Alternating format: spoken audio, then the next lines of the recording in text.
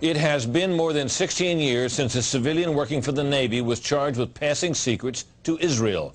Jonathan Pollard pled guilty to conspiracy to commit espionage and is serving a life sentence. At first, Israeli leaders claimed Pollard was part of a rogue operation, but later took responsibility for his work. Now, Fox News has learned some U.S. investigators believe that there are Israelis again very much engaged in spying in and on the U.S., who may have known things they didn't tell us before September 11th. Fox News correspondent Carl Cameron has details in the first of a four-part series. Since September 11th, more than 60 Israelis have been arrested or detained, either under the new Patriot anti-terrorism law or for immigration violations. A handful of active Israeli military were among those detained, according to investigators, who say some of the detainees also failed polygraph questions when asked about alleged surveillance activities against and in the United States. There is no indication that the Israelis were involved in the 9/11 attacks, but investigators suspect that the Israelis may have gathered intelligence about the attacks in advance and not shared it. A highly placed investigator said there are, quote, tie-ins, but when asked for details, he flatly refused to describe them, saying, quote, evidence linking these Israelis to 9/11 is classified. I cannot tell you about evidence that has been gathered. It's classified information. Fox News has learned that one group of Israelis, spotted in North Carolina recently, is suspected of keeping an apartment in California to spy on a group of Arabs who the United States is also investigating for links to terrorism. Numerous classified documents obtained by Fox News indicate that even prior to September 11th, as many as 140 other Israelis had been detained or arrested in a secretive and sprawling investigation into suspected espionage by Israelis in the United States.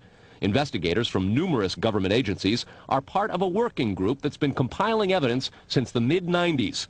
These documents detail hundreds of incidents in cities and towns across the country that investigators say, quote, may well be an organized intelligence gathering activity.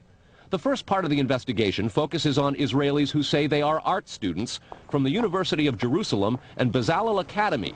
They repeatedly made contact with U.S. government personnel, the report says, by saying they wanted to sell cheap art or handiwork. Documents say they, quote, targeted and penetrated military bases, the DEA, FBI, and dozens of other government facilities, and even secret offices and unlisted private homes of law enforcement and intelligence personnel. The majority of those questioned, quote, stated they served in military intelligence, electronic surveillance intercept, and/or explosive ordnance units.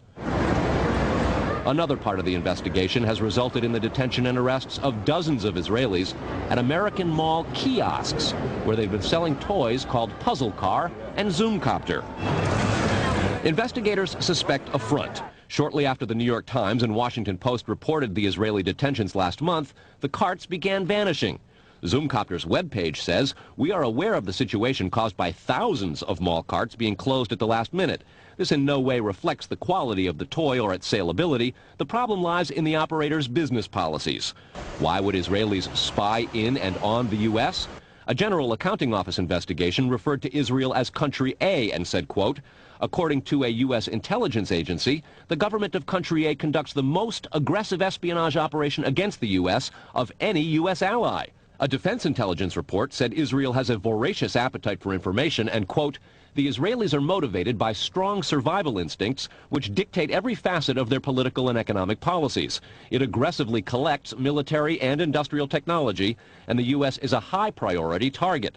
The document concludes, quote, Israel possesses the resources and technical capability to achieve its collection objectives. A spokesman for the the Israeli embassy here in Washington issued a categorical denial, saying any suggestion that Israelis are spying in or on the U.S. is, quote, simply not true. There are other things to consider, and in the days ahead, we will take a look at the U.S. phone system and law enforcement's methods for wiretaps, and an investigation into the possibility that both have been compromised by our friends and allies overseas. Brett? Carl, what about this question of advanced knowledge of what was going to happen on 9/11? How clear are investigators that some Israeli agents may have known something? Well, it's very explosive information, obviously, and there's a great deal of evidence that they say they have collected. None of it necessarily conclusive. It's more when they put it all together. A bigger question, they say, is how could they not have known? Almost a direct quote, Brett. This going to the fact that they were spying on some Arabs, right? Correct. All right, Carl, thanks very much.